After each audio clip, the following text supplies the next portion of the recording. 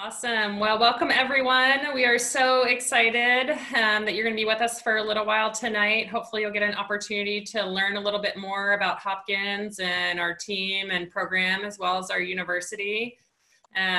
First things first, we'll go ahead and go through some introductions. But before I do that, I want to introduce Maddie Stabinsky, who is a senior on the team. So Maddie, do you want to go ahead and say hi to everyone and tell a little bit about your background?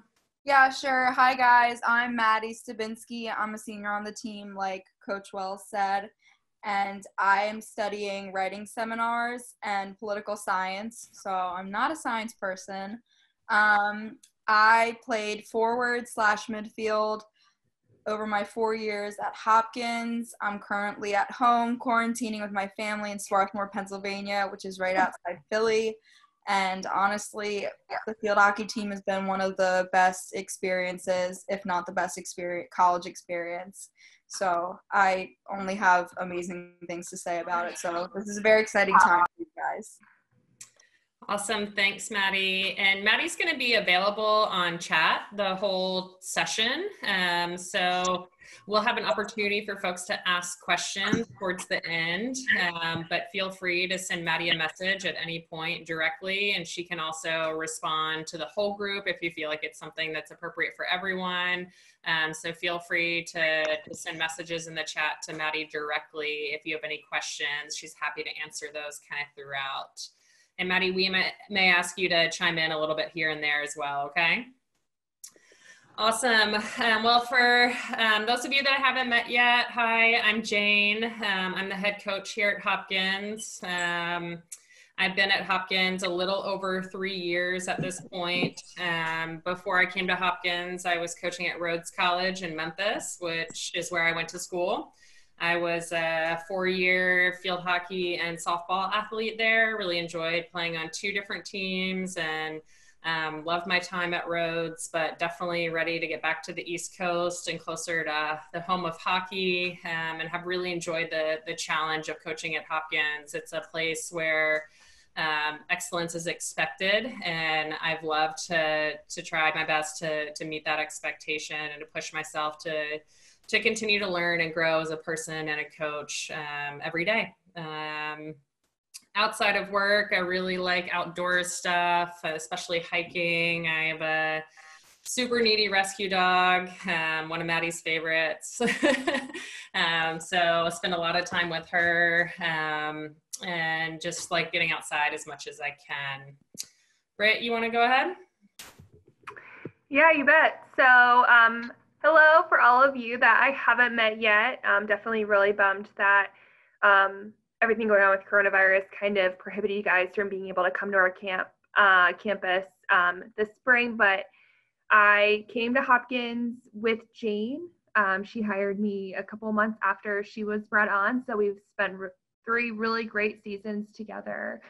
I'm originally from Lancaster County, PA. I went to Elizabethtown High School, and then I had the opportunity to play Division I hockey at Ohio University in Southern Ohio, and I think field hockey is the best sport in the world. I was completely influenced. My life was changed by my coaches, and I just really couldn't imagine my life without it. And so after I graduated, I got an assistant coaching job at York College of PA, and kind of made my way around the Centennial before ending up at Hopkins, and I've loved it ever since. Outside of coaching, I too am a dog person. My boyfriend and I have a really energetic 3-year-old German Shepherd who keeps us pretty busy, and I really enjoy cooking. So this quarantine has definitely allowed me to like try some recipes that I've been wanting to try. So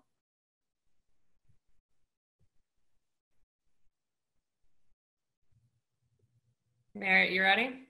Yeah, I'm ready. Hi, everyone. My name is Merritt. I'm assistant coach part-time. I grew up in Baltimore, born and raised. I grew up just down the street from Hopkins, so it's sort of our hometown team. After I graduated from high school, I went to Dickinson College to play. So I stayed in the Centennial and was lucky enough to be coached by Britt my senior year. So I came over to Hopkins after I graduated from Dickinson in 2017. So I came over with Britt. And my twin sister actually played at Hopkins, her 4 years. So we got to play against each other, which was really, really awesome. So Hopkins is very near and dear to the Davis family, and just very lucky that Jane allowed me to be part of the staff. Outside of field hockey, I also played squash at Dickinson. So I do that in my free time, except gyms are closed now. So I'm learning to cook. Definitely text Britt for all of her pointers and things like that. But yep, that's me. And then we also have a volunteer assistant on our staff. As you guys see down there, Bill Poland, he is originally from Baltimore as well. He joined our staff this year. He also has a really good knowledge of goalkeeping, such as myself. And so he helps me out with the goalkeepers. And he does a really great job of providing us some extra feedback through practices and film sessions and games. So we're definitely really fortunate to have an extra set of hands on staff. Great. The next thing we wanted to share with you all is our mission statement. It's really a two-part statement. And the first and most important piece is obviously to help prepare the young women on our team for success after graduation. And the second part is the competitive piece. And so to be as competitive as we can and excel and play at the highest level. So those are the two things that we're really looking to do for our athletes and what we're looking to provide them. Obviously, the off the field part is becoming increasingly more and more in the spotlight and a bigger portion of our jobs. And it's something that we love doing. We're all teachers, educators, and mentors at heart, and really love helping the young women on our team grow over their time with the program.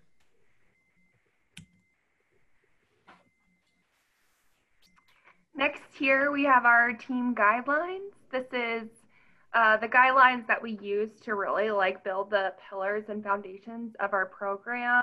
These rules, well, sorry, not rules. We don't actually have rules. We prefer to use the guidelines because when you have a set of rules, you're either following the rule or breaking the rule. It doesn't really allow for any real growth or improvement. And that's really what our program is about. And so when the team got together, they wrote out these rules, guidelines. It's just a really great way to bring the team together and share kind of that same foundations. It's really important for us that we're always trying to grow and be our best.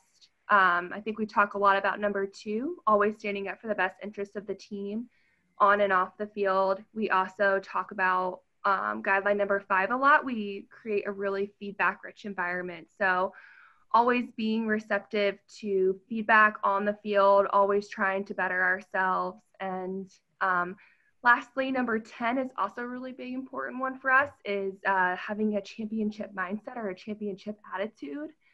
We definitely want to compete and always play at our best. And so just always having that positive attitude is really important for us.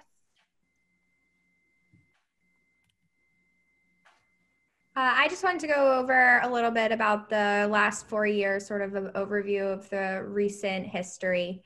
Over the last 4 years, the team's seen a ton of growth. As you can see sort of from this timeline, in 2016, the team was hanging around a 7-10 record. And over the last 2 seasons, we've been 19-3. And some of the highlights over the last 2 seasons is being back-to-back Centennial Conference champions and making Final Four appearances. And I think some of the greatest memories, definitely the team would agree with me, I think, is beating F&M for our first Centennial Conference championship in a while, and then losing to Tufts in the Final Four, but then last year beating Tufts in the Elite Eight. So those are some really exciting things. And we're very lucky, actually, to be playing in the Centennial Conference because our strength of schedule is really amazing. We have 3 top-tier teams, Ursinus and F&M with us. So it's really great that we get to play them during our regular season. So when we see the NESCAC teams later on, we're up for the challenge. Yeah, definitely. And I think in addition to that, one of the blessings of being in the Centennial is just the geographic proximity. And so most of the schools are less than 3 hours from each other, and we're situated pretty centrally within that. And so there are 11 Centennial schools that play hockey. And so we do have like a large conference schedule. And then we supplement, of course, with some pretty challenging non-conference games, usually against Salisbury and some other top competitors. We're playing Rowan this year as well, this coming fall. So those are always some exciting opportunities. But I think one of the things that really sets the Centennial apart, other than the competitiveness, is just the fact that, you know, we are pretty close to each other geographically. So that really drastically reduces time on the road and travel time, which allows our students to have more of a normal college student life and schedule outside of their commitment to hockey. Maddie, do you want to share a little bit about, you know, how you feel like your career has gone and what are some of the highlights for you and your time with the team? Yeah, I think that the entire experience has been, you know, has shaped me personally, but it's also made me kind of reconsider what it means to be on a team and to be a part of the team. Just speaking to the team guidelines, we do take those very seriously, and the nice thing about it is it's not set in stone. It's not necessarily the same guidelines every year. There are some central ones that we keep the same, but we, you know, will come together as a group and kind of discuss like what we want to see on the guidelines, and then we have the opportunity to make that commitment and sign our names on there. I just think that I can't, like, even just looking at the recent history, it's kind of like making me a little bit emotional because it's over for me now, which is so sad, but it's been an amazing experience. And it's just been so cool to see how we've all pushed each other to be better. And I'm so excited to see what you guys do next year and in the future. Forever a Blue Jay, Maddie. I think for me, one of my favorite memories that's not actually on here is our first win over Messiah this year. So we ended up playing Messiah twice. And we had played Christopher Newport and also Salisbury. And the Messiah was like the third really tough, like top 10 team that we were playing in the first month of the season. And we knew that we had to win one of those three games. And we kind of put our backs up against the wall. We were up 1-0 against CNU, ended up losing that one. They scored right at the last minute of the game. Same thing happened at Salisbury. We were tied with them. It's looking like it's going to overtime. They scored with like 2 minutes left to beat us. And so when we got to that Messiah game, it was a home game at night under the lights. I think it was a Wednesday at like 7 o'clock. And we knew that we had to win, and we managed to pull it out. We played great. It was one of the best games we played all year. And so it was so exciting to see the team perform so well when the stakes were so high. That's when I knew that we would again have a really special season this year. Britt, is there anything, or Merritt, that you wanted to share? I definitely think my favorite win was definitely the overtime win against Haverford. We had been down almost the entire game, and they were, you know, really like challenging us in a way we hadn't been challenged before, and we were able to score 2 goals very quickly. We ended up scoring our last goal in the last minute of the game. Do you remember what was the exact second time on the clock, Jane? Do you remember? 13 seconds left, I think. There were 13 seconds left in the game for us to win 2-1. So I think that is definitely pretty memorable. I think it just shows that the team is very composed under pressure, and that we're really dedicated to competing at a high level and making it through as far as we can in the postseason. And I think just want to point out the action shots that we have here. At the bottom are 3 All-Americans from the last couple of years. So Grace Hillman was the 2018 Regional Player of the Year for our region, and was a 2-time All-American her junior and senior years. And in the middle is Katie Mackerline, who is one of Maddie's like best friends and roomies, and she's also a 2-time All-American last year and this past fall as well. And then Abby Burke, who's a sophomore All-American this year. So really special to have a sophomore All-American. It's super rare, so exciting to see that recognition for her so early in her career. She told me to. She just if you guys that are just popping on can go ahead and mute yourselves, that would be awesome. Thank you so much. Just a few more things that we want to share with you guys. There's a couple different versions of the roster here. We do have a big roster. There are 30 athletes on the team. I think I've loved coaching a big roster at the Division III level, and I think we'll continue to stay big. Somewhere around 25 is likely our long-term goal.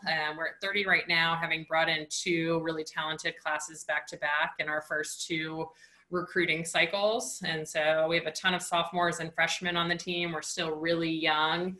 We were the Final 4 this year. Starting, I think, 7 sophomores. So really excited to see what they're able to do and how they're able to lead the team in the next couple of seasons. But do kind of expect this roster to be reduced a little bit over the next probably 3 to 5 seasons.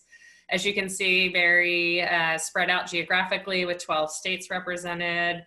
It's a good mix of backgrounds and different areas too. We have some folks from the city and some from small towns, and really enjoy the diversity of our Midwest and California and Texas athletes as well. And then here's a list of majors and minors. So you'll notice that some of the freshmen are undecided, which is great. They have plenty of time to figure out exactly what they want to do in terms of the majors and minors. We do have a good group in the sciences, as you would expect, as well as a good engineering cohort. I think one of the really cool things about Hopkins is that if you're interested in pre-med, there's an opportunity to have a big cohort of teammates who are also going through those same things.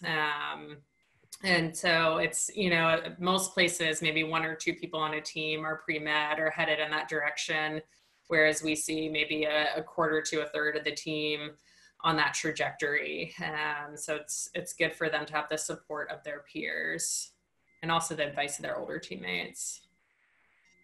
Maddie, do you want to chime in about the humanities? Yeah, I think that that's the other part of Hopkins that is obviously very important to me. It is important to everyone, as we are a very rigorous academic institution.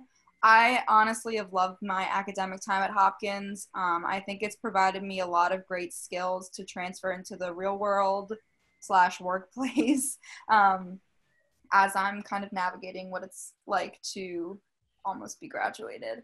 But I highly recommend the humanities majors. My academic experience is very different because it is smaller classes and it's more one-on-one time with professors, but you can still get that, especially in the upper levels of the science classes. I know my friend Katie Mackerlane, she has, she's material science major, which is an engineering major, and she has very small classes too. So there's a lot of fluctuation, but you know, it's a really cool experience.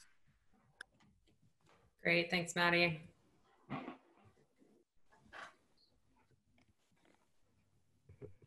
So here is kind of like a snapshot of what our schedule looks like during the fall season. Before I kind of go into that, I'll jump to a little bit about preseason first. So typically we have the team report around like August 16th, 17th, and 18th. It kind of fluctuates year to year.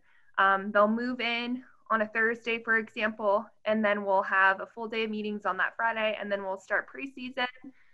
We'll have our preseason schedule for about 10 days before classes get started and orientation and everything. Very typical preseason. 2 days, some 3 days in there, lots of team bonding, good activities. We definitely have some activities that have kind of been made a tradition. We do a scavenger hunt with the whole team, incorporating the freshmen, definitely trying to make sure that they are taken to some buildings, whether it's academic buildings, health center, things like that, so the freshmen kind of know where they're going to go when school starts. We do dinners at a lot of the upperclassmen's house so they can see where all of the upperclassmen live and things like that. So preseason, it's intense, high-paced, spend so much time with your team, but I think that's the beauty of being a fall sport. You get to really just commit to your sport for 10 days before school and everyone comes back to campus, and it's just like some of the best memories I know as a student athlete.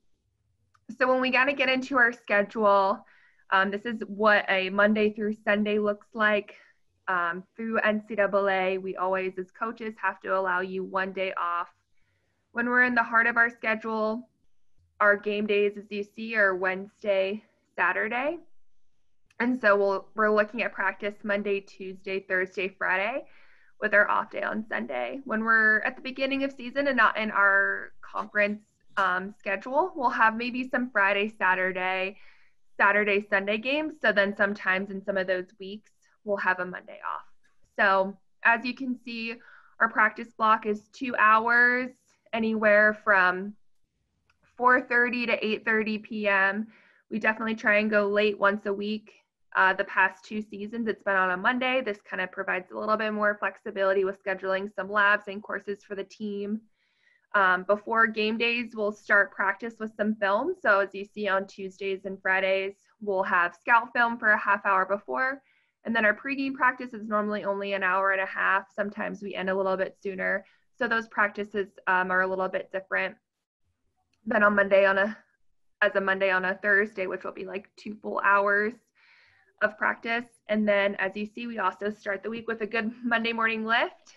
We also have a recovery lift on Thursdays, whether that's after practice or before, as well as some team yoga on Thursdays as well that we'll be doing next season. So we definitely pack it full. I think this is a pretty manageable load. I think we can have, Maddie, do you want to chime in a little bit about what the schedule is like for them? Yeah, I would say that it looks like a lot. I mean, it is difficult, but it is very rewarding because you learn how to manage your time. I think that it's really prepared me for just, besides like getting, all my schoolwork done, it's really made me think about how to like segment my time in an effective way, even though I'm not like necessarily like on the team anymore, or like won't be on the team next season. I feel like it's like weird having all this free time, but there definitely is an emphasis on listening to your body. So the coaches will adjust things, like there are lifts and yoga that really help with recovery. So it's definitely a work hard mentality. And this is sort of a snapshot of what a typical spring season schedule looks like for the week. Within 5 weeks, there are 16 practice days, and practices are on Tuesdays and Thursdays. And something about Hopkins is that the class times don't start until 9 a.m. in the morning. So the morning practices aren't typically as early as you would expect, or as they are at most other schools. Some other than practice and small group sessions, some highlights during this spring season are the annual alumni game, and we get one competition day, and we usually pick sort of a tough competitor nearby, and this year we're going to play TCNJ, so we'll look forward to playing them hopefully next year. And let's see what else. The spring season generally is a time to work on more specific skills. And so players see a lot of growth personally within themselves during those 5 weeks. And right now, since they're not on campus, the team's been doing a really good job keeping up with their fitness and their skills at home. Great, thanks, Mare. So what about the rest of the year? This is something that you'll find varies quite a bit from institution or school to school and within Division III. And so I just kind of laid out what the expectations are during different parts of the year. In the summer, there's an optional workout packet that we send out to all of our athletes. It includes 4 different pieces: basic conditioning, strength, quickness, agility, and then of course skill work. And so our athletes are able to execute it from wherever they are, so it doesn't prevent them from doing summer internships or being abroad in the summertime. We do have a good crew of folks that stay on campus in the summer. There are a lot of opportunities in Baltimore, job-wise, research, internships, stuff like that. Same in New York City. We actually usually have a lot of students interning in New York as well. Philly also is kind of like the three major cities where we see our student athletes employed in the summers. But having that nice big crew on campus or around campus is helpful because they're able to train and prepare together as they get ready for the fall season. In the postseason period from late November, hopefully, through early January, we give our athletes plenty of time off to rest and recover, reflect on their experience. We do individual meetings to wrap up from the season, definitely focus on recovery, academic preparation, and then time with family. Our athletes do generally a good job of staying in shape as they feel well enough to during that time. Working out on their own, doing things that they might enjoy a little bit more, whether it's a fun fitness class or just going for a long jog. So definitely give them a lot of flexibility during that time. And then one of the most important parts of the year for us is the pre-spring season. So the first half of the spring semester. And it's totally executed and controlled by our athletes. So it's really athlete driven and there's a lot of flexibility. It's really important to me and to our athletes that optional really does mean optional. And so our athletes are very committed to improving and getting stronger and everything they can do to help the team, but they also understand that if they need a day off or a week off or need to prioritize their health and well-being or their academics over hockey stuff, this is definitely a time that they can do that. What the basic expectation is about an hour a day, 6 days a week. We see them most committed to their lifting during that time. So we see them lifting in groups or as a team Monday, Wednesday, Fridays from January to mid-March. And then they're also conditioning on their own or in small groups and trying to play pickup here and there when they can. Ideally, we'd like to see them playing 2 days a week, but I think it's normally more like once a week, just based on their schedules and stuff.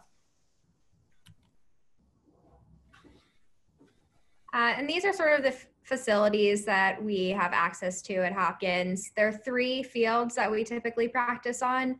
I would say the slight majority we spend on Homewood, which is the stadium. And there's also the baseball field and the practice turf. All 3 surfaces are exactly the same. The baseball field is turfed over. And they're all about 200 yards from the locker room. So they're all great resources for us. There's also the team meeting rooms where we watch film before practice, the weight room for lifts, and the student athlete lounge is just another area for athletes to relax before practice, get some homework done, take a nap, and just sort of relax outside the locker room. Great, thanks, Merritt. This is a question you guys ask us a lot. What as coaches are we looking for? Just to kind of point out a few that are really important to us. Of course, fierce competitors. We get so many incredibly smart and intelligent athletes, and they totally bring that to their game. Towards the bottom, you'll see students of the game. We definitely have pretty high intense practices that involve drills that are non-directional, and they really require you to be focused and present the whole time. And then the last one I'll share is a championship mindset. Again, I know I already talked about it a little bit before, but it's definitely something that's really big and a part of our culture. To every minute we're with the team as an individual, we're present, and we're always striving for our goal, which is to compete at the highest level that we possibly can. I think just to expand on that a little bit, the championship mindset, the idea behind it is basically like no matter what piece of our program we're executing together, we're doing it as if it was the middle of a championship game. And so just really trying to put ourselves in that place where our focus and our intensity and our effort, our work rate are that high as they would be in that championship. This is just a little bit of a recruiting timeline, and this is something that Britt and I can share with you guys. We'll make a PDF and send this out probably sometime tomorrow.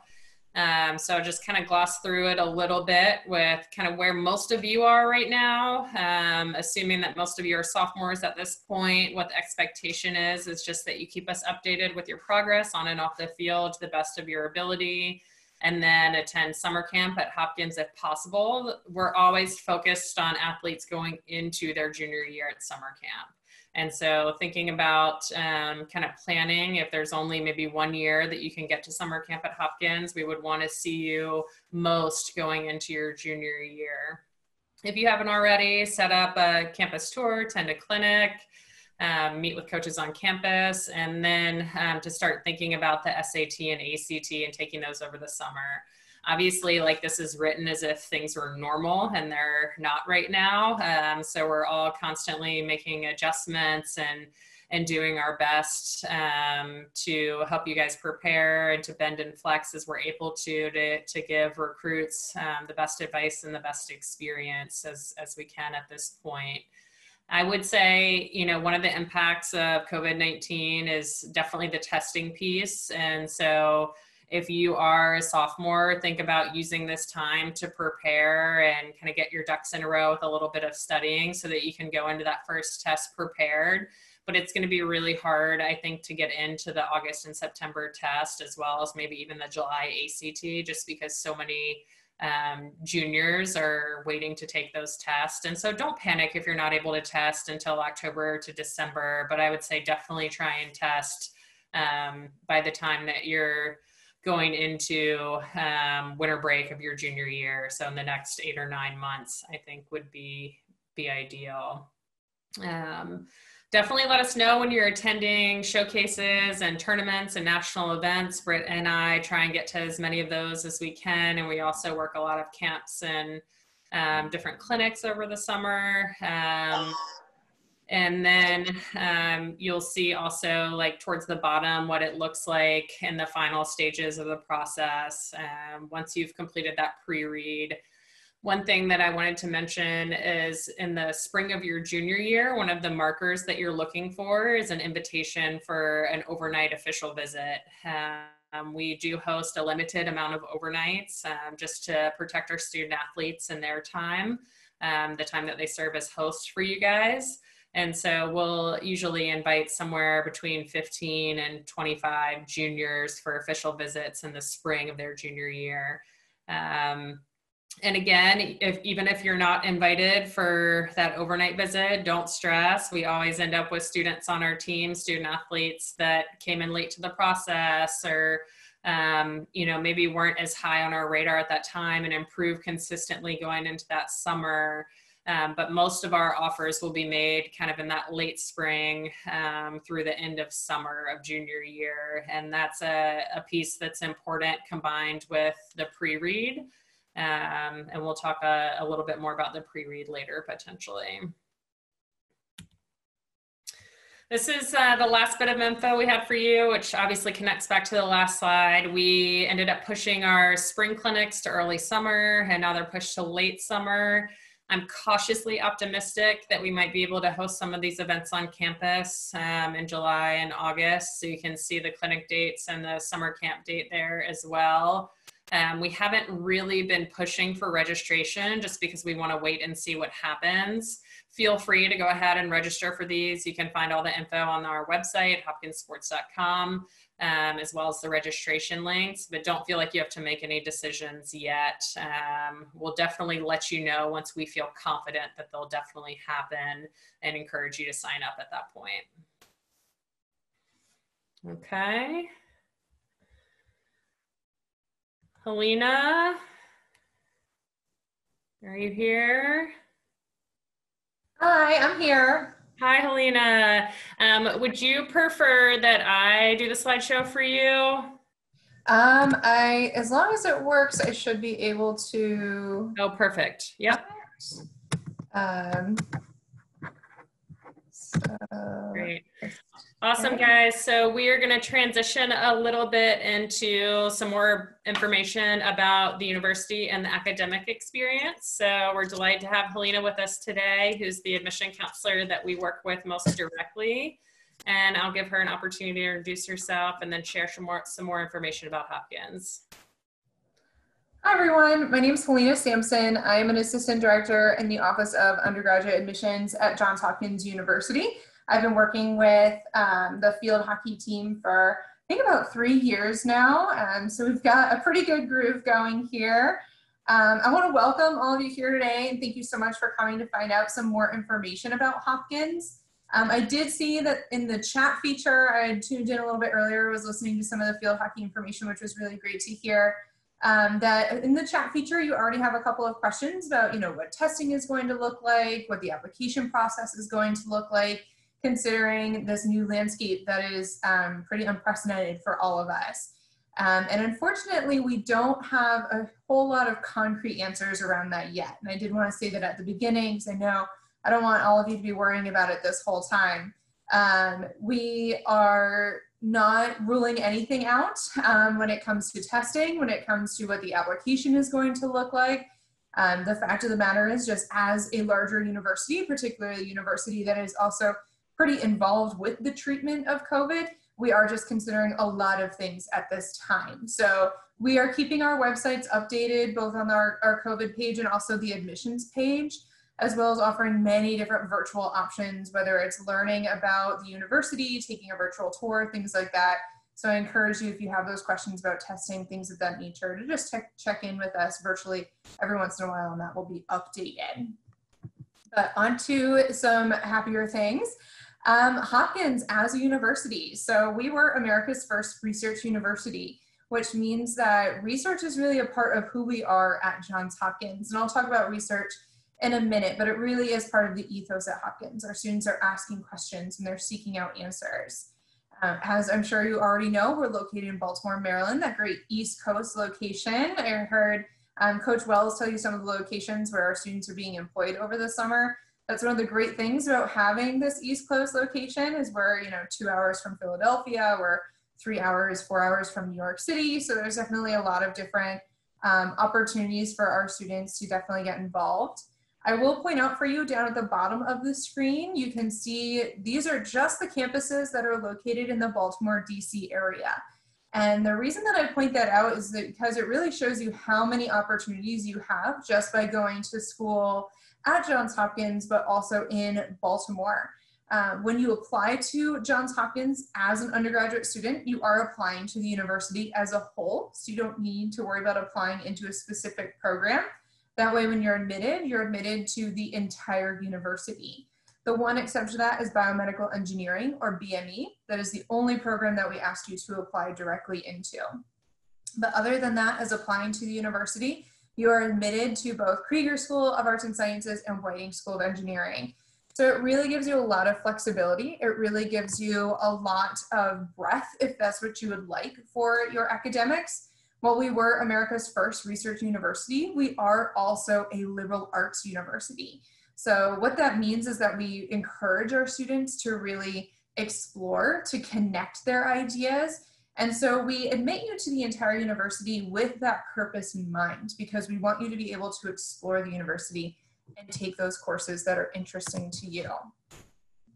So a little bit about the academics here at Johns Hopkins. I know you saw some of the majors and minors that are on the team, but we do offer over 42 majors and 46 minors at the university. And we do have those smaller class sizes. So when you're taking courses at Hopkins, you're really going to be involved in the work that is going on.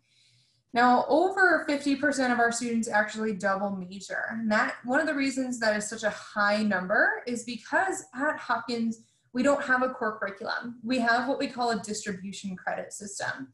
And the distribution credit system means that, as the name suggests, we ask you to distribute your credits across the university.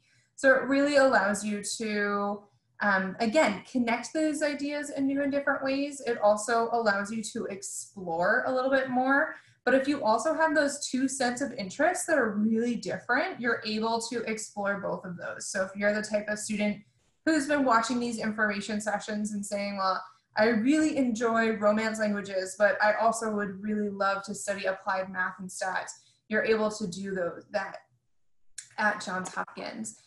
Because our open curriculum allows you to really explore. What it means to have an open curriculum is we have no courses that are university-wide. So probably the best example of that is we do not have a required language course. So some schools may require you to take a foreign language of a certain level. At Johns Hopkins, we do not have a university-wide requirement for that foreign language. However, there may be some majors or minors that will have foreign language requirements. So your major will have requirements, but outside of that, we really want you to explore and really fulfill that liberal arts curriculum. Additionally, we do also have a really strong focus on the hands-on side of your education. We do want you to really explore and find what you're interested in, but we also want you to see what that looks like in a real life setting. So you can see about 80% of our students do research. That number has actually grown even in just the 4 years that I've been at Johns Hopkins. So you can really see how important it is and that it's a growing interest for our students. Now, I mentioned at the beginning, we were America's first research university. And what that means is we have a culture of research at Hopkins. That does not mean that our students are walking around, wearing white lab coats and test tubes like in that one photo. It means that our campus looks like that entire array of photos. Our students are not only asking questions, they're taking it a step further and they're seeking out answers. They're not just happy to know something happens, they want to know why it happens. They want to know how it happens. So they are seeking that out through those different research opportunities. We do have opportunities for research on both the individual level, as well as opportunities for research, whether it's joining in a research project that's already going on, helping a professor out with a research project they're doing. A lot of students have said the most common ways they find that research is through what they call cold emailing, where they just hear about an interesting research project and they email the professor and they're able to kind of work that schedule out with them. Now, one of the best parts about going to a school like Johns Hopkins, and I know I heard some of the students talk about some of these opportunities already, but one of the best parts about going to a school like Hopkins is you are combining large school opportunities. You can see another map of kind of all of the different campuses in the area. We are a global university. We have campuses around the world. So what that means is that our students are really able to have a plethora of opportunities in their undergrad years, but it also means that we have alumni pretty much anywhere you want to go and connections where you would like to go. So we have these large school opportunities. We spend more money on research than anywhere else in the nation. We have a big culture of entrepreneurship.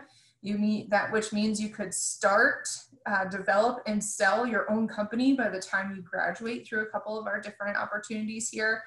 So there's definitely a lot of opportunity for you, but not only is there large school opportunities, there's small school support and guidance. Now we have about 5,300 undergraduate students who are on campus. So that really means that we are kind of on that small medium line. So while we're able to offer you these large school opportunities, you're not going to get lost in the opportunities. You'll have advisors, you'll have student groups, you have the life design lab, academic advising, counseling. So there's definitely a lot of different ways that we want to support our students through their process while still giving them every opportunity that they can have. And one of the reasons and one of the really great things about having this huge variety of opportunities and support on campus is that it can really be tailored to what a specific student needs. And so they're really able to kind of find that niche and that culture for themselves. Now, that was a bit about academics. I know you've heard a lot about what campus looks like probably from the coaching staff and your students, but a little bit, I guess, on the statistics side of what campus looks like for students. We really encourage our students to get involved outside the classroom. That is a huge part of Hopkins. We are not known for having a student that just kind of goes to class and goes back to their residence hall. Our students are really wanting their voices to be heard. They understand that the 4 years that they spend at Hopkins are a reflection of them and their time here, and so they want to make sure their voices are heard. So they are getting involved on campus. We have over 400 student groups on campus, so there really is an outlet for every passion. In addition to athletics, we have cultural groups. We have kind of the really typical ones that you think of, like student government and tour guides. But we also have some really interesting ones. We have an aerial acrobatics club, which is, just a bunch of people who like to defy death midair. But it's really about what you're interested in. Much like we want you to use the liberal arts to tailor your academic side to your interests, we also want you to tailor your time outside the classroom to your interests. And we're very student driven. Our students are deciding what happens on campus. They bring our speakers to campus. They run 2 different speaker series. So you really are able to have your voice be heard and develop a lot of hands-on applicable skills during your extracurriculars as well. So a little bit about the city of Baltimore. Campus is so exciting, we almost don't need to leave, but we never want to forget that we do have the city of Baltimore right at our fingertips, which is a really exciting thing for us. Baltimore is very much an underrated college town. There's actually about 48,000 students in the city of Baltimore if you look at the different colleges and universities that are also surrounding the city. So it's a really underrated college town. That does mean that we have some unique advantages. So first and foremost, we are members of the Baltimore Student Exchange Program, which means starting in your first semester of your sophomore year, you can actually take one course off campus at a different college or university. So one example of where we've seen students use that is going over to MICA, or Maryland Institute College of the Arts. If you have a gift for the arts and you have a really specific type of art class that you might want to take that we don't offer, not being a full arts school, we do have an arts department, but if there's something really specific, a little more advanced you want to study, you can go over to MICA and take courses. Another advantage of being in a college town is we do have the Baltimore College Town Network, which connects all of the different colleges and universities in the area. They do a lot of fun things. They do some social things, some networking things, but really practically, they offer a completely free shuttle for students. They just have to get on, they swipe their student ID, and they're good to ride in a cycle between ourselves and 6 other colleges and universities in the area. It does also go up to the Towson Town Center, which is the mall that's about 15-20 minutes away, and on Sundays it goes to Target. So if you need groceries, anything for your residence hall, you're able to get that together. So there are some pretty unique advantages of going to school in a college town. Additionally, Baltimore is just a great city on its own. I myself am a Baltimore transplant. I've lived here about 9 years now, if you include my undergraduate years, and I'm still finding new things to do and new things to see. One of the top cities for recent college grads. We're also one of the biggest entrepreneurship cities, which means there's a lot of things that are up and coming. You can really get in on the ground level, whether that be with internships or after you graduate. And we're very much a city of neighborhoods. Each neighborhood has its own unique culture and feeling to it. So you're really able to find that neighborhood that really fits what you're looking for. Whether it be, you know, that downtown Inner Harbor area that you can see in that top photo, or something a little bit more historic feeling like Phil's Point, or the neighborhood that I live in is called Hamden, which is what the movie Hairspray is based off of. It's a little bit more unique, a little bit more small town feeling, a little bit quirky, but it's right next to campus, and so it's a great location for our students, and it's a really great neighborhood to have at our disposal.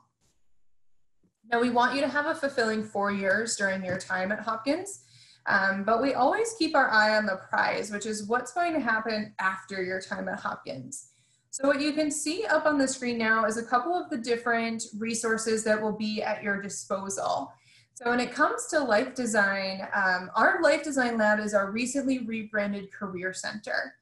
And life design is a theory that really has arose the last couple of years around how we want our students to be planning for their career, but also their lives after their time at school. It's really based off of looking at your life, instead of looking at it like a ladder where there's just rungs to be climbing, you want to look at it like stairs, that each step builds on the next step. So you want to look at every step and see you're gaining from it, rather than, if it's not necessarily the step that you wanted to take, seeing it as a setback. So it's all about gathering skills. It's all about being well-rounded, being agile when it comes to your decisions. And it's a really cool way to look at career planning. So with life design, we actually have advisors who are embedded in the different academic areas. So it's not a specific career center that you have to go and seek out. They will be in your academic areas. And they have open office hours at different places on campus. So you're not trekking from one place to another. They're right in these really populated student areas. They're really accessible for our students. We also have Hopkins Handshake. Hopkins Handshake is an online database for our students. Hopkins Handshake has, I think it's over 8,000 opportunities on it, or 5,000 opportunities on it.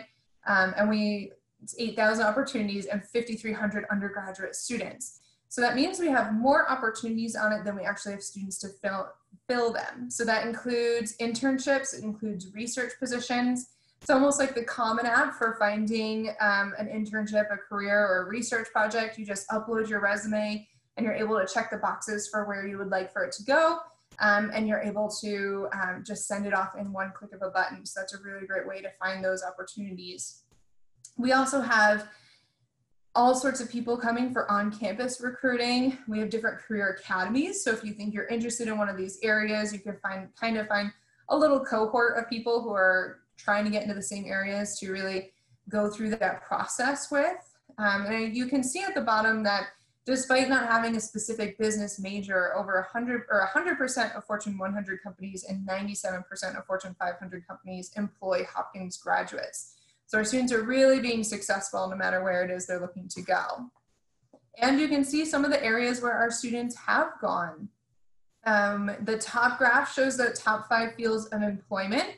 Just over 50% of our students will typically go straight into employment after their time at Hopkins.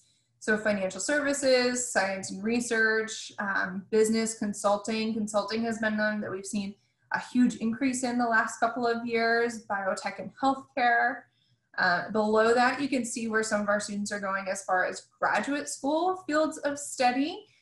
So kind of reflective of what you can see in those fields of employment. So public health, medicine, international studies, and public policy. About 35% of our students will go into the fields of study, with about 11% of our students doing something completely different. That could be something like Peace Corps or AmeriCorps, Teach for America. Those are some of what encompasses that 11%. Now, while these numbers are really great to see, what's really important is that within 4 to 6 months of graduation, 96% of our students will know where they're going. So they're really able to have that plan when they graduate or shortly after, and really hit the ground running and be able to start climbing their staircase right after their time at Hopkins. So I've talked a lot about all of these opportunities. I want to talk a little bit about how you can apply for these opportunities. So we do have 2 different deadlines when you use to apply. We do have our binding early decision deadline, which is typically early November, as well as a non-binding regular decision deadline, typically in early January. We do accept 2 different applications. You can see them both on the screen here, the Coalition and the Common application. We do not have a preference for either one of those applications. However, your high school guidance department may, so you do want to ask them before you start in on either one of those applications. I do want to point out this link at the bottom of the screen, apply.jhu.edu/essays. This is our page for essays that worked. And I'm going to talk about essays in a minute, but I want you to keep that website in mind because it is a really great resource for you as you're thinking about your college essays and considering that part of the application. Now, I do want to address early decision versus regular decision briefly. When it comes to early decision, there are a lot of benefits for prospective students, for applicants when it comes to early decision. Now, early decision is not an easier read by any means. We are still looking for strong academic students when it comes to early decision. We're still looking for that spirit of innovation, of impact when it comes to early decision. But the fact of the matter is we have 100% of the seats in our class open. And we typically fill anywhere from 40 to 45% of our seats with early decision students. So what that means is when it comes to regular decision, we have a much larger applicant pool who are now applying for fewer seats in the class. So to be totally honest with you, regular decision can come down a little bit to splitting hairs because we have to make sure we're making the right decisions for the university. So early decision allows us a little more flexibility when it comes to the students that we're looking to admit. It also is simply an earlier decision. You'll know typically by mid-December where you'll be going to school, which is always really nice. And lastly, you are helping to set the bar for the applicant pool. When you come in regular decision, you're now trying to either meet or exceed above that bar. So being in the group of students that helps set where that bar goes is a really good place to be when you're applying to a university like ours. So a quick note about financial aid. So we were awarded a pretty historic grant from one of our alumni, Michael Bloomberg, just about a year and a half ago now, which means that financial aid is a pretty easy talking point for us now. We are a completely loan-free institution, so our financial aid packages will not contain any loans for our students. So that means that when you receive a financial aid package, it could contain scholarships, it could contain work study, grants, but it will not contain any money that you have to pay back to Johns Hopkins University. Not only are we loan-free, we also meet 100% of demonstrated need. So what that means is that some families will be gapped after their EFC or their estimated family contribution. At Johns Hopkins, we help you meet all of that need. So you'll all have an EFC that will be calculated from the FAFSA and the CSS profile. After that, we help you meet 100% of the cost of attendance through a mixture, again, of scholarships, grants, and possibly work study positions.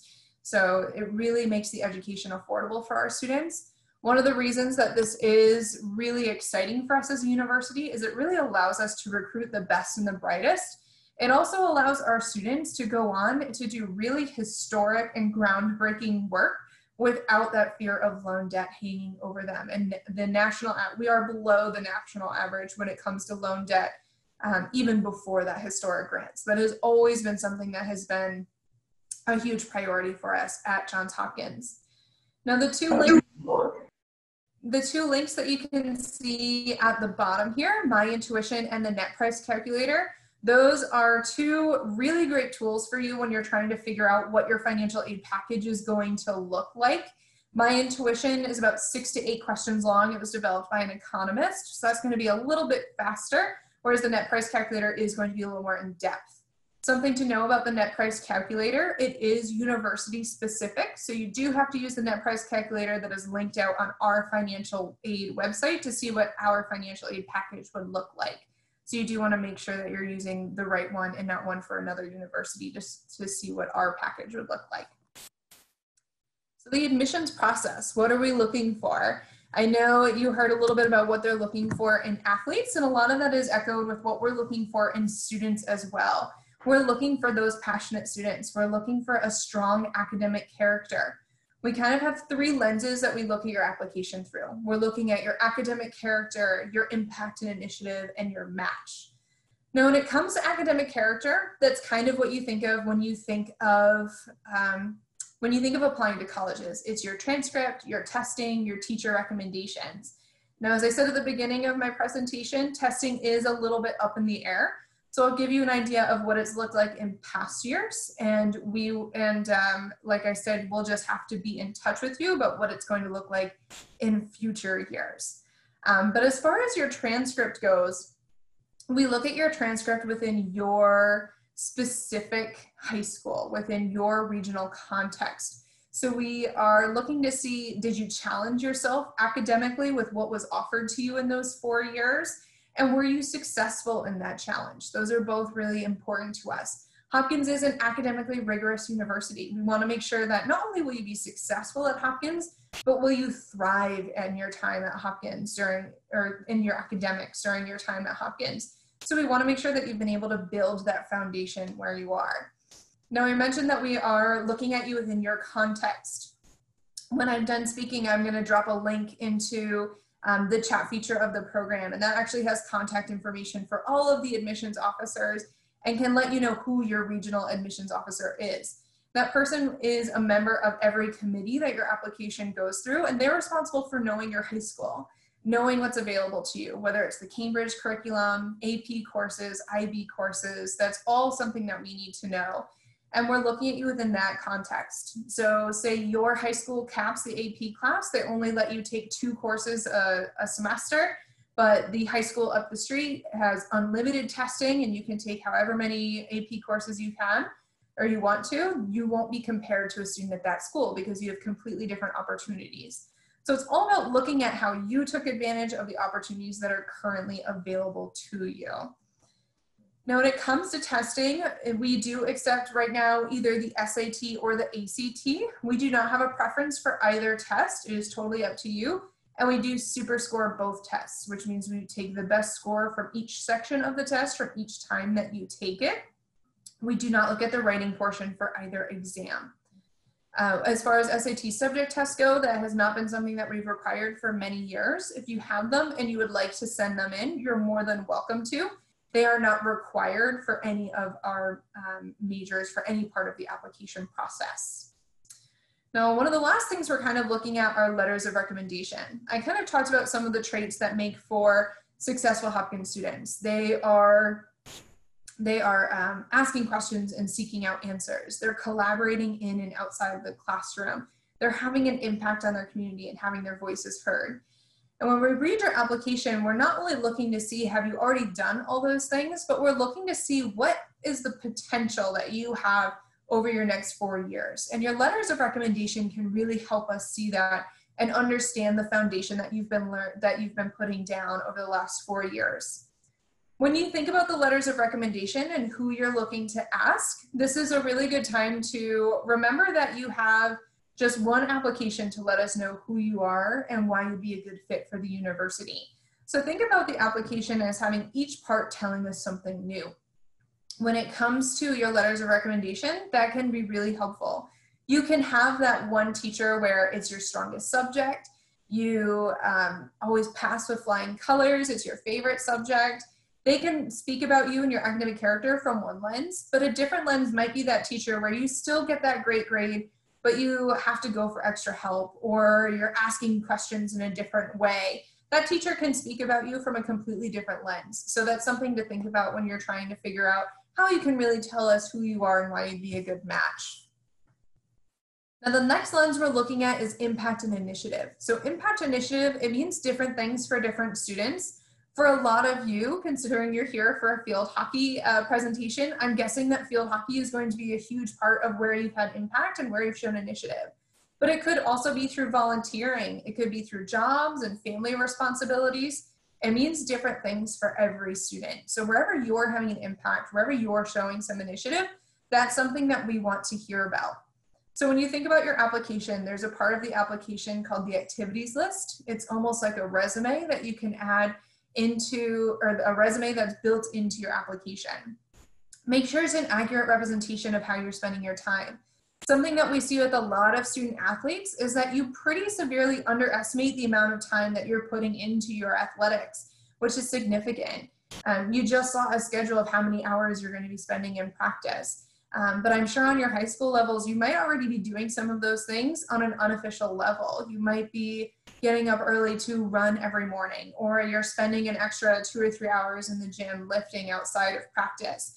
Those are all things that you should really take into account when you're thinking about how you're spending your time. We know what a huge commitment it is to be an athlete on your level, so make sure that you're conveying that to the admissions committee when you apply. If you're involved in any clubs or activities that have a really specific acronym as a name, make sure you spell it out. It has a lot more effect on the committee if we know how you're spending your time, rather than we just know that you're doing something somewhere. When we talk about impact and initiative, it doesn't mean that you should be the member of every single club and organization and you should be on the leadership board of all of those different clubs and organizations. What it means is that we really want you to be leaving a mark on your community. What are they going to remember you for when you leave? One quick example I have is I had a student who was volunteering at an animal shelter in her free time. She realized that the animals that had better photos or just had photos were adopted at a much higher rate. So she brought in her camera, she learned how to do specific pet photography, and she took over the website of that shelter, and the adoption rates of that shelter skyrocketed something like 65 to 70%. So that wasn't, her being present of helping hands, helping paws, or anything like that. She saw a place, she saw something that she could do, she saw an initiative, and she took that time to really have that impact. So that's really more what we mean when it comes to impact and initiative. If any of your clubs or activities need an additional phrase of explanation, feel free to add it. The keyword there is phrase. Do not write a paragraph about every single one of your clubs and activities. No admissions officer at any school that you're applying to will be able to read all that. So you do want to make sure that you are being concise and getting your point across. And the last element I'll talk about is the idea of making the match. Now, we want to make sure that not only are we a match for you, which we figure you are by virtue of you applying, but also that you're going to be a match for us. Like I said, that you won't be someone who is simply successful here, but that you thrive in the Hopkins environment. And when we're reading your application, there truly is not a formula. It is not this GPA plus this test score and this extracurricular will equal an admissions. We have a very holistic review. We are looking at the entire application. And then one way that, or one place where we can kind of look for that idea of the match, if we haven't gotten an idea of it through the rest of the application, is through your essays. When you think about the essays, they are really the only way that you can speak directly to the admissions committee through your application. So you do want to spend some time there. For those of you who might be juniors, I do recommend having a draft of your essay done this summer. It's a great thing that you can have done and complete part of your application that you can have ready before you even start applying in the fall. So I definitely recommend that. We do require 2 different essays. We do require your kind of personal essay, which is your general kind of Common App essay that you'll be sending to most of your schools, as well as a supplemental or Hopkins specific essay. Now, when it comes to that personal statement, your more general essay, there is, or something to keep in mind when you're thinking about what to write, is it does not have to be something groundbreaking or earth-shattering. You don't have to have, run into a burning building and rescued 5 people. Some of the best essays that I've read in my career as an admissions officer have been more personal to the student. They told me something I couldn't learn about the student in another part of the application. And they were written in the student's genuine voice. You do want to make sure that it sounds like you telling the story. Instead of thinking about what we want to hear, think about what you want us to know. That's really more important when it comes to the essay. We learn much more about you that way. Now, when it comes to the supplemental essay or the Hopkins specific one, a lot of colleges and universities here in the US, we use that supplement as a way to shine a spotlight for you on what's important to us. So when it comes to that, our supplemental essay is all about collaboration. So that really tells you what a huge part of that is at the Hopkins environment. Our students are learning from each other. They're working together across campus to make Hopkins an even better place. So we want to hear about a time recently that you collaborated. Now, you want to think about the true definition of collaboration. Collaboration is not simply teamwork. It is definitely not leadership. So when you're writing a collaboration essay, really think about that true definition of what collaboration is. Now, I pointed out the essays link earlier, a couple minutes ago. That is a link to our page, Essays That Worked, where you can actually see essays from current Hopkins students. Not only can you see those essays and kind of get an idea of what it is that we liked about them, but down at the bottom, you can read the committee's comments. And that's actually more important than the essay itself, because you get to understand a little bit more about what the committee is looking for when we are reading that application and why those essays in particular stood out to us. So I do encourage you to check that out. Now this is, I believe this is the last slide I have for you. So a couple of important links. Apply.jhu is where you can see all of the different requirements. You can see some facts and figures about what we're typically looking for in an application. Hopkins Insider is actually a completely student-run blog. I know we've actually had some student athletes in recent years write for it, where you can hear a little bit more of that student perspective. And like I said, we also have our virtual tour. This Saturday, I'll also be moderating a virtual tour at 3 p.m. on our website, where you can hear 3 of our current students walk you through that tour and tell you a little bit more live action of why they like those different parts of students or of campus and what's important to them. So you can register for that right on our website. That's something that you're interested in. And down at the bottom, we have 2 different email addresses that you can use to contact the admissions office. Go to jhu@jhu.edu is kind of for general questions. If you're not sure where to ask your question, you can go there. We also have Ask a Student, which goes directly to students who work in our office. You can speak with a current Hopkins student if you email askastudent@jhu.edu. All right, and with that, I will turn it back over to the field hockey coaches, and I will stop share. Awesome. Thanks so much, Helena. I really appreciate your insights and the time that you took to share with us tonight. I think Helena's going to stay around on chat for a little bit. So if you have admission specific questions, you can send her a direct chat, Helena Sampson, and she'll be here until the end, I think. But of course, Britt and I are available for any follow-up, so don't hesitate to reach out and we can answer any questions you might have or further connect you with admissions. And as Helena also mentioned, she's going to drop the link to the opportunity for you guys to find out which admission counselor represents your region, so that you can speak with that person directly as needed. So we are excited to move on to the final portion of the program. We saved the best for last. Our student athletes are here with us. So we have 4 current players on the call. I'm going to give them an opportunity to introduce themselves. You guys just share a few things about your background, what you've been up to, and your time at Hopkins. Caroline, you want to go first? Sure. All right. Hi, everyone. My name's Caroline. I am a junior and I play defense. I am an international studies and English major and I'm minoring in French. And I actually was spending the past semester abroad in Paris, and then had to come home, obviously, as all of you are as well. But yeah, it was awesome. And so I've really loved my time at Hopkins and yeah. Great, thanks. Sienna?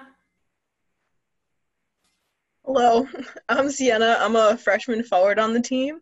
I'm a recently decided chemistry and psychology major. And quarantine's been okay.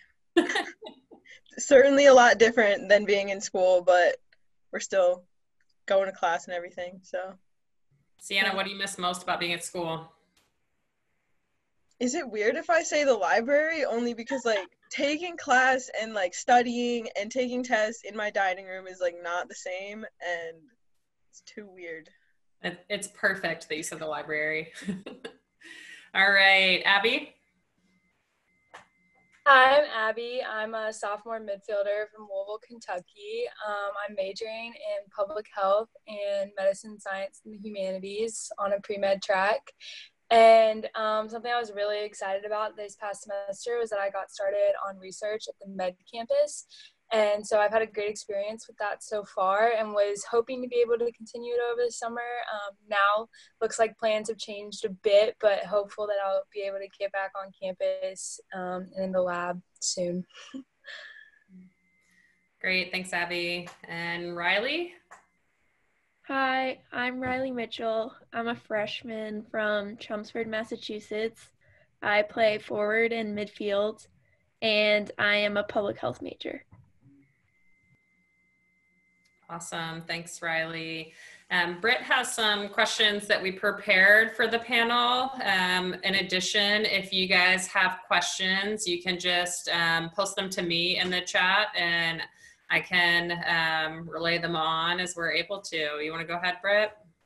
Yeah, so I'll start with just a few questions just to kind of get like the ideas flowing, and then like Jane said, you guys can go ahead and send questions to her and then, or just the general group, and we can go ahead and go through those as well. So let's go ahead and start with,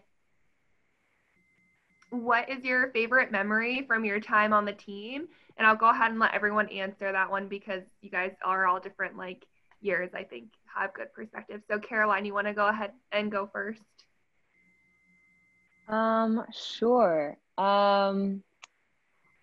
Favorite memory. This is a tough one. I would say, so we had the opportunity to go on a team trip to Spain and Portugal this summer, which was so awesome. And we just like had such a blast there, even, you know, like doing the things that like just getting to like travel together as a team, and also just having been abroad without the team. I was like, man, we had so much fun here. And yeah, so just the whole trip was my favorite memory. We had a good time. Thanks, Caroline. Sienna, you want to go next? Yes, I'd say my favorite memory is probably going to the Final Four. Like, it was just so much fun all around, and like the season got pretty long into the postseason, but like getting to like make it to the Final Four and like just like travel there. Like we just had so much fun as a team together, and like I even loved like the practice before that game. Like it just, the energy and the vibes were right, and it was so much fun. Thanks, Sienna. Riley, do you want to go next? Yeah, my favorite memory was definitely beating Tufts in overtime. I think that was like so exciting. We all ran on the field together. I think I also loved that our favorite song played before, so we were all so hyped up, and then we won like 2 minutes into overtime, which was so exciting. Awesome. Thanks, Rye. All right, Abs, you're next. So Riley kind of took mine. If you've seen the Instagram story today, I got that question when I was doing the takeover, and I said the exact same thing and posted the crab rave video before. But a close second was senior night this year when we beat FNM to win the regular season Centennial Conference title. And that was just such a fun game. Like beforehand, we decorated the locker room for the seniors, and the senior class has just like meant a ton to me. And I know a bunch of other girls on the team. So being able to get that big win for them and honor them was just a great day. Thanks, Abs. All right, next we're gonna talk about if you guys could share why you chose Hopkins. We'll have Riley share, and then we'll have Sienna share. So we'll have the two freshmen share why they chose Hopkins, since you guys most recently went through the process. I chose Hopkins because I thought it was the perfect mix of academics and athletics for me. I really loved the opportunities that I had as a student here, especially because I was pre-med, and I thought that the research opportunities that Baltimore offered was really nice. And I also loved that the campus feels like it's all contained, but then you also get the access to the big city and all the opportunities that Baltimore has to offer, while still feeling like you're in a cozy campus that's nice and sunny. Kind of what Riley said too, because like I didn't think I wanted to go to a city school, and like Hopkins just doesn't feel like one. Like I kind of forget that like we really are in like a huge city sometimes. But in my like college decision process, I was like pretty undecided. I couldn't really like narrow down schools by a certain major because I didn't have one. So like I knew I wanted to play field hockey, and I also knew that like going to college, like I'm going to college to get a degree, so I just wanted to go to like best school I could, and like for me that was Hopkins, and there's just like so many great opportunities here that like I'm really glad I made that choice. Thanks, guys. All right, Caroline and Abby, I'll have you guys go next. This is good for like humanities, kind of science pre-med. What are you all's career plans, next steps after you graduate? Caroline, you can go first. Yeah, so actually on Monday I was offered a full-time position at Deloitte when I graduate. Yeah. Which is pretty exciting. So for just to give a little bit of background, so Deloitte is a consulting firm, and I will be doing human capital in their government and public services sector. So as an international studies and English major, that's really what I want to do. And I hope to, within the next couple of years, like really be on a track to be doing international development consulting. That's like the specific field that of consulting that I want to get into.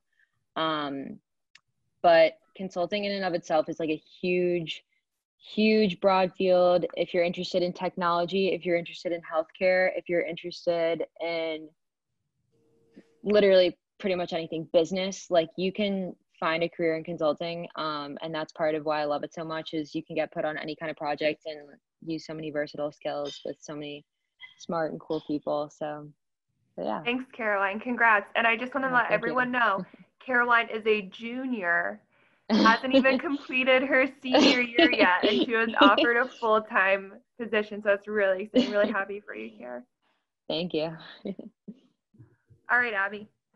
Yeah, that's awesome, Caroline. Congrats. But so I'm kind of on the other side. I'm interested in medicine. So I had mentioned that I got involved in a research lab this semester, and so that's definitely something I've enjoyed and that I want to continue. right now I'm kind of on like the wet lab side of lab work. So that's mainly like in the lab, but I'm also interested in getting into like clinical lab work, which does more clinical trials and like patient contact type thing.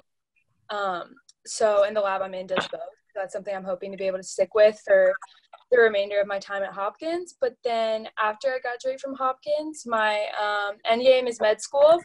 There's definitely some different paths to getting there, and I've talked to a lot of people about what might be best. I'm a public health major, so there's always the option to get a master's in public health, which is something I'm interested in, or just working in a lab until I go to med school, but hopefully not. Awesome. Thanks, Abby. All right, next we're going to talk about finding that balance between playing a sport in college and then the high level of academics, especially like we've talked about the competitiveness of academics at Hopkins and things like that. So Riley, do you want to talk a little bit about what the balance was like from like a first year's perspective coming in, not really knowing what to expect? Yeah, so I was definitely very nervous coming in about balancing academics and athletics. I definitely thought that I would have no time for any other commitments besides field hockey and academics, but I was very wrong. It's all about managing your time, and if you get your work done, then you have plenty of time for other commitments. I mean, most of us are in other clubs and activities. We all have time to do things outside of field hockey and outside of academics, which is really nice. So it's really just if you know how to manage your time, you're getting your work done on time, and it's really not stressful. And especially as an athlete, we have a lot of resources in the athletic department to make it even easier, even if you are struggling with managing your time or anything. Awesome. Thanks, Ray. Jane, let me ask you quick, do you have any questions to ask next for us? We sure do. Awesome. One of my favorite ones that someone put forward is, what is your best advice for a high school freshman hoping to play in college? So great question for our athletes as you think back to what life was like 4 years ago, at least, more for some of you. Just what advice do you have for high school freshmen? Abby, you want to go first? Yeah, so I have some younger sisters, so I think I can kind of remember what it was like to be a freshman in high school playing field hockey. But for me, I had no intention of playing college field hockey my freshman year. My freshman year, I wasn't sure I was going to try out for the team, but I got on a great team and had a great coach and teammates. And that's really when I like fell in love with the sport, and I had such a good time my freshman year. And that's really when I started to get into field hockey after that. So my advice would be just like have fun with it and do like the amount of it that still remains fun for you, because you don't want to fall out of love with the game. And like that's like the biggest thing I think that's kept me going is all the memories I have with my teammates and coaches, and just that aspect of the game is that I do love it. And like now it's my favorite part of the day is when I can, you know, stop studying and go to practice or talk to my teammates about something. And then those game day memories, like those are my favorite parts. So I would say just to like stay in the game, having fun, like don't overwork yourself. Awesome. Caroline, you want to share? Yeah, my recruiting process was a little different. I wasn't recruited by Jane, but I'm so happy I play for her now.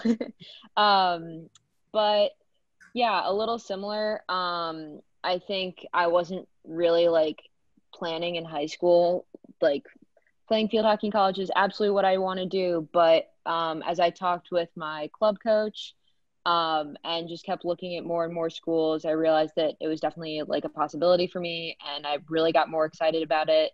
And I also realized, you know, by the time I was a junior, oh, sorry about that. That was my aunt.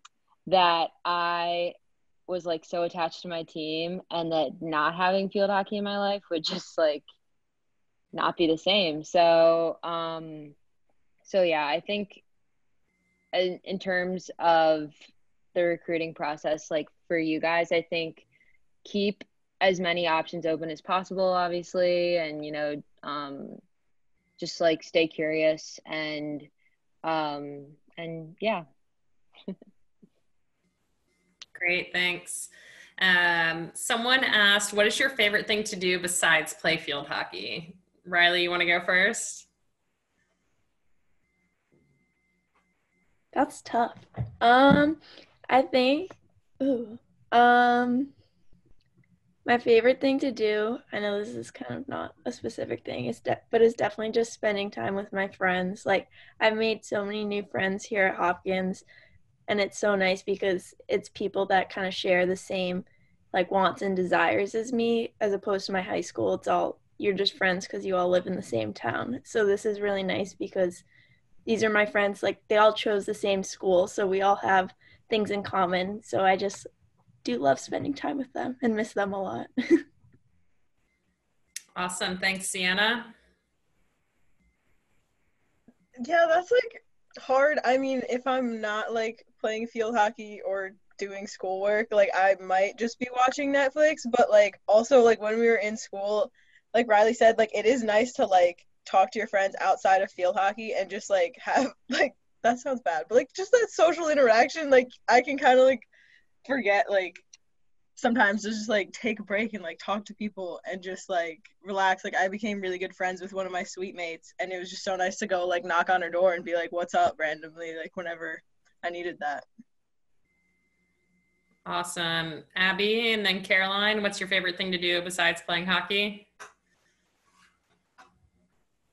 Yeah, I would agree with them. This year I was in a suite with, there were 4 of us, and one thing that we really found that we like to do was cook together. And like at the end of each day, we would usually all cook something different for dinner, but just having that one thing to kind of let us relax a little bit before we went to the library or after practice, and just get us all together around a dinner table, eating together and talking about our days was something that I really enjoyed.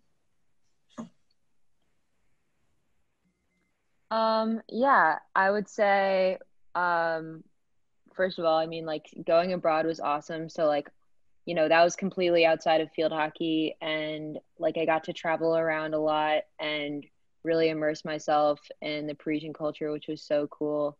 Um, Outside of, you know, going abroad and stuff though, I joined a club called Hopkins Tutorial Project when I was a sophomore, and you get to tutor inner city Baltimore kids, and they're so cute and so fun. And so that was like a great kind of like it's, you know, it's kind of like an extracurricular, but you also get to form like a really special bond with the kid that you tutor because you're with them for a whole semester, and you get to like meet their parents and do like a show and tell at the end of the semester, which is so cute and fun. So yeah. All right, we have time for maybe one more question. And for those of you, if we didn't get to your questions, I will definitely answer them at some point. So feel free to stick around as I kind of do a few extra ones at the end. A lot of them were more towards the process, so I can answer those pretty effectively. But the last question for the players, what is the biggest difference between high school and college hockey? So we'll have Riley go first and Abby after Riley. Yeah, so the biggest difference between high school and college was definitely that, I mean, you obviously put a lot more time towards it in college, but then there's also structured like lifts, and we do yoga, and we have individuals, all that. I did not have that in high school. We also have a spring season.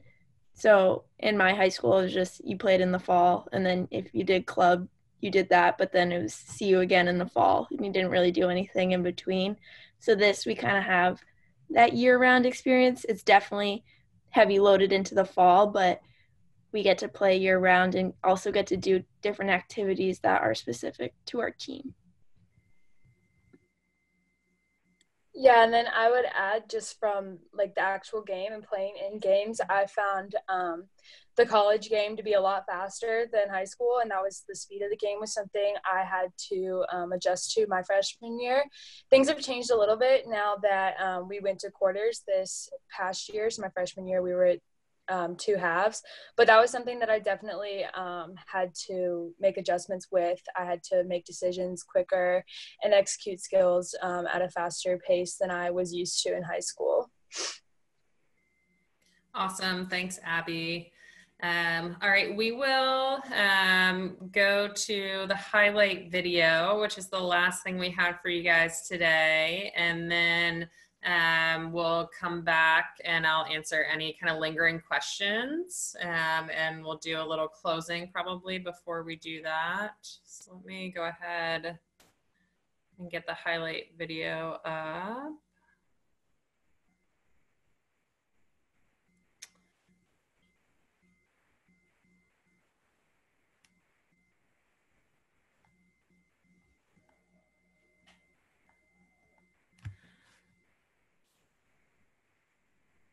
For some reason, it's not loading here. So we'll send you guys the link. Actually, I'm sorry, I had it dialed up, but I can't get to it for some reason. We'll send you guys a link to the highlight video. It's just a 3-minute video that you guys can see a little bit of insight into our program and what the team is like, and also some highlights on the field. And Britt had previously shared it with everyone, but we'll go ahead and send it back out when we send out a follow-up email. So thank you so much to our players that were on the call. Really appreciate your time and your insights and sharing with all of the recruits. So as you guys as you want to, feel free to stick around as I answer the remaining questions. But if you need to go, that's okay too. Understand it's 8:30, and thank you so much for your time. Hopefully you've learned a few exciting things about Hopkins today that help pique your interest in our program. We definitely look forward to staying in touch. So feel free to leave as you need to. Britt, anything in closing? Thank you all for coming. And if you haven't already, definitely complete our recruit questionnaire, which you can find in the signature of both Jane and I's emails or on our website. That'll put you in our recruiting database and on our email list so that you can stay up to date. We're sending out a lot of emails right now since we're virtually recruiting. And so we're always providing some new content to learn more about our program through social media and our YouTube channel. Yep, and if you did not receive an email about this event, if you only learned about it from Instagram, then that's the indicator that you're not in our database. So you definitely need to complete the questionnaire if you didn't get an email about this program, but only saw it on Instagram. Okay, someone asked, what would you suggest recruits do since they can't come to campus right now? Definitely just staying in touch with an email as more information comes out and as things are solidified around our recovery from COVID-19. So there will be certain markers where we'll have more information. I think, right now we're all just kind of holding steady. Some things that recruits can do to learn about universities and programs during this time are to explore the websites and watch any videos that are available. Also to do like virtual tours and information sessions from schools they're interested in are really great opportunities to learn about different campuses without leaving home. I think, in terms of staying in touch with coaches, we get emails frequently from students who have put together an at-home highlight video, happy to take a look at those. This is also a good time to work on editing any film that you might have from past events. So if you have film from Winter Escape or Disney and haven't had a chance to really go through it and put something together yet, this is a great opportunity to spend some time putting together a nice highlight video for coaches to watch. Let's see. So someone asked about missing class for practice. We try and plan classes around student schedules as much as we can, but inevitably we do have some students missing practice for class here and there. If they miss the entirety of practice on, for example, Tuesdays, then we would definitely set up something extra for them to make up for that time. It might be a workout, it might be some extra skills time on the field with us. It just kind of depends on what their individual needs are and also which day of practice it is, because obviously practice has a different tone, feel, and objective on different days, whether it's 2 days before a game, 1 day before a game, or 3 or more days out. And so we try and limit that as much as we can. One of the things that we do for our athletes is we practice late intentionally on Mondays. So on Mondays, we practice from 6 to 8 p.m. So that allows for students to take those late labs on Mondays. That's another reason that we also carry a bigger roster, so we don't have as many challenges around students not having enough people to full field scrimmage because people are in class or lab or anything like that. It's really nice to have the larger roster.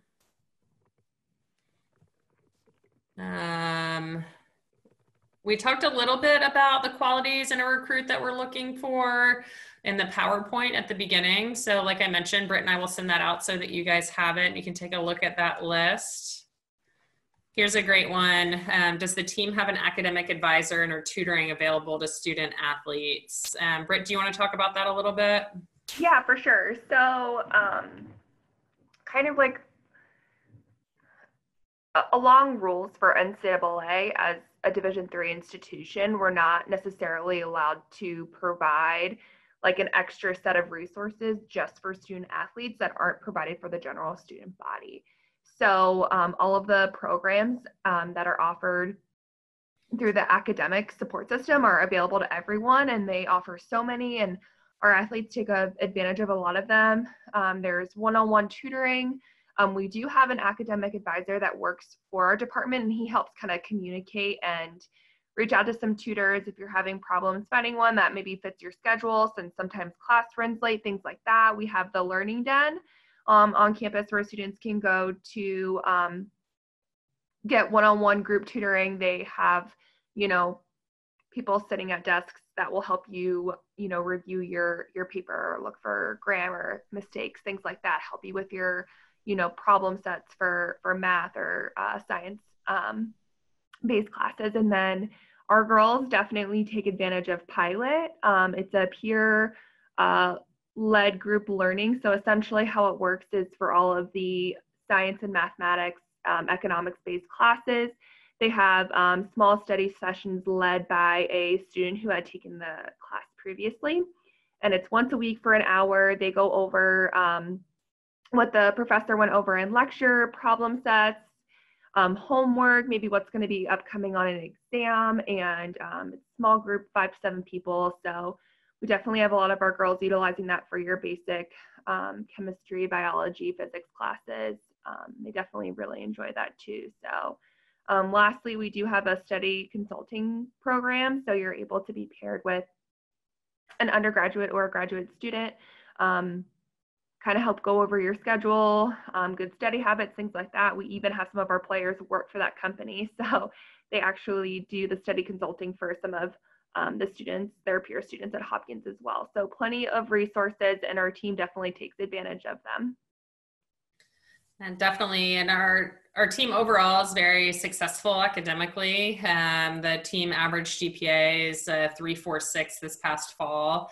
We're usually between a 3.45 and a 3.55. So we're seeing so much academic excellence as well as athletic excellence. And we take even more pride in that, seeing our students thrive in the classroom. So that's one of the things that we really focus on, is making sure that they're provided with the structure and support that they need to be successful. Someone asked about whether the players tend to hang out with each other or mix with other students, and do they live together freshman year?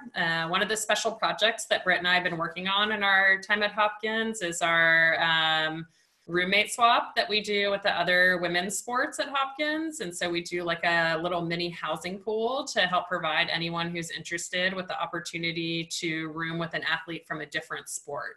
And we feel like this is really advantageous, especially for fall sport athletes, because it's someone that you can be assured has an understanding of your commitment to your team and your schedule, but at the same time, it's an outside network. And so it helps you build friends and connections outside of your sport, which is really critical for fall sport athletes, because when you first arrive at campus, it's preseason, you're spending so much time with your teammates. It's really a nice change of pace when your roommate arrives and they're on a different team, they're meeting different people, and you get an opportunity to connect and expand your network there. We do have a really strong athletics community. So we do tend to see our athletes hanging out with other athletes more often than not. They kind of roam in packs around campus, and we always see our players together also. They are really close friends, and most of them live together with teammates and other athletes as upperclassmen. But for example, Grace Hillman is a two-time All-American and captain for us, and she didn't live with teammates or even other athletes, and she was really close with her friends from Greek life. And so, you know, there's definitely the ability to connect outside of athletics as much as you want to. It's definitely there for you, and it's really kind of your preference. Someone asked if playing club helps to get you recruited. I think yes, and more important than it helps with recruiting, it helps with your development. And so when you think about what the goal is for playing club hockey, it should be to improve as a player and also as a person and an athlete and all those things that kind of go together. But definitely encourage you to play club, but it's not necessarily a prerequisite for being able to play at the college level. At the end of the day, you just need to be good enough, right? And want it bad enough and be willing to invest in the opportunity. And if you're able to play club, it gives you many great opportunities to showcase your skills in front of a lot of coaches at big national events. But if you're not able to do that, there's also tons of opportunities, especially at Hopkins, to come to camps and clinics on campus. Which kind of is a good segue into another question about what's the best way to kind of stand out and get noticed. And I think coming to campus is a big thing because it indicates your interest in our program. We know that it only requires a little bit of time to send an email and that you can copy and paste it and send it to a lot of coaches very quickly. But if you're coming to campus, that's a different level of demonstrated interest. And so thinking about if you're not able to make it to campus by the end of your sophomore year, scheduling a phone call with Britt or I in order to indicate your strong interest, because we understand that there's certainly geographic constraints for some folks that live in California, Texas, et cetera. And we tried our best to be aware of those things and take them into consideration. But one of the best things that you can do is to show us and demonstrate your interest in Hopkins by coming to campus and spending some time with us at a clinic or a camp. We run a ton throughout the year. Obviously, this year is a little bit of an exception, but we're trying to do the best we can to make up for the missed time once we're able to get going again. We'll offer several clinics in the fall as well as certainly next spring and hopefully July too. Britt, anything to add for that? I don't think so. I think also too, kind of going along with the emailing, just keeping us up to date when you have either a new video or end of semester, or you've taken a test score and would like to share with us with your scores. Don't need to get an email every month, but definitely it's good to hear from you and lets us know that you're still continue to be interested. But definitely want to emphasize coming to campus, especially during if you haven't already been, but the fall of your junior year. So I know the current situation might slow things down a little bit for you all. So I think we're kind of looking at a little bit of a adjusted recruiting timeline depending on how things open up regionally throughout the nation. So we're definitely going to take that into consideration as we recruit for the class of 22. Another person asked, how many people do we recruit and take per season? I think, usually we're looking to stabilize the roster size. Like I was saying, go back down to around 25. And so we'll bring in 6 or 7 field players every year. and then a goalkeeper 2 out of every 3 years. We do like to carry 3 goalkeepers on the roster when we're able to, just because we do have a large roster and do a lot of really engaging live play stuff and small games at practice. So it's great to have 3 goalkeepers. So usually somewhere between 6 and 8 athletes in each class. And then I'll answer one more question, and then we'll let you guys go. And then if I did not answer a question that you had, feel free to email me. And we can I'll be sure to answer your email and get back to you. My email is jane.wells@jhu.edu. So again, if I didn't get to your question, feel free to shoot me an email. The last one I'll answer is what makes Hopkins different than other schools. I think, to me, I've only really had the opportunity to experience 2 different institutions, and my other school, Rhodes College, was a small liberal arts school, and I absolutely loved my time there. But the things that I love about Hopkins that really make it stand out to me are students' true and earnest engagement in their academic studies and also their strive for excellence. I tell this story frequently. I live just like a mile or so from campus, and I'm always walking my dog on a popular running trail for our students. And for the most part, especially my first couple years, they often didn't recognize me or didn't know who I was. And so I felt like a little bit of anonymity around being in that environment with them. And they were almost always talking about their studies as they were running. And one, I'm impressed that they can be in good enough shape that they can run and have a conversation at the same time. I'm not there yet, working on it. But they're just so engaged, and I love how positive their conversation is around their academics. It's really, really special. I think overall college students are engaged in their schoolwork, but also professionals at complaining and spend a lot of time kind of talking about this professor this or that class that, or my advisor this. And our students are nearly always looking at things with a positive lens and excitedly talking about the new research project that they're working on, or the paper they started last night, or the professor that spoke with them after class for a few extra minutes to talk about some questions that they might have had. So I really like that academic culture. And then the second thing is just the striving for excellence. I've definitely grown so much as a coach and as a person in my time at Hopkins, and I'm really grateful for that opportunity. And we see that with our athletes as well. They're pushing themselves and continuing to grow every day, but also enjoying the journey. Britt or Helena, any last minute additions?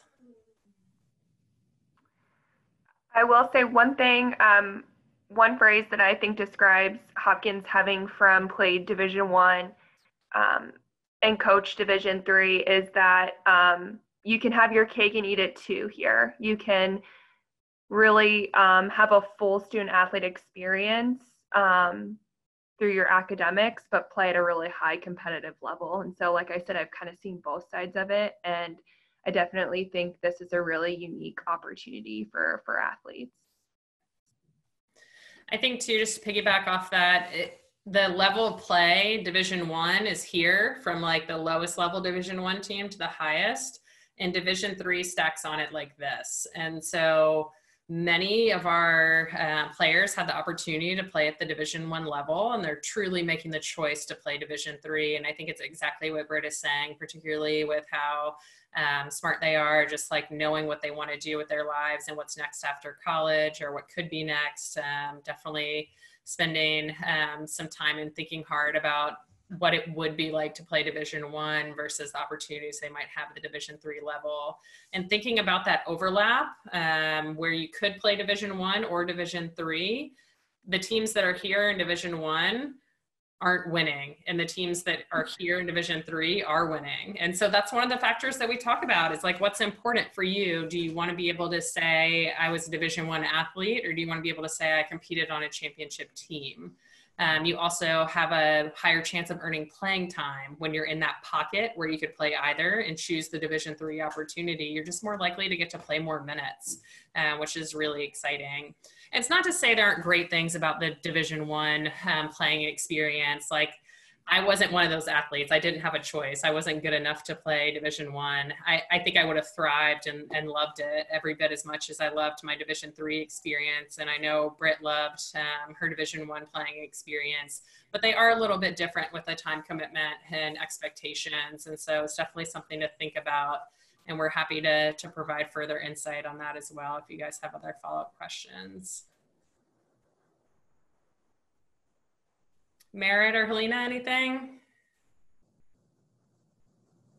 No, I mean, I would echo everything you said. Everything you see on that athlete side and hear those conversations. I definitely hear those in the office. And I also live about a mile and am walking my dog. And I'm much less recognizable than a coach. I hear some of those great conversations. Once I've admitted you don't care who I am anymore. So I hear a lot of great conversations on the shuttle. And I think one of the things that I love is not only are they so excited about whatever they're talking about, but you can have two students from totally different interest areas having a conversation, and they're just as excited in what the other one has to say, even though it might not be something they would ever want to do. So I think that's really cool to see that collaboration there. And also just the city of Baltimore is such a unique and great opportunity in addition to everything Hopkins has to offer.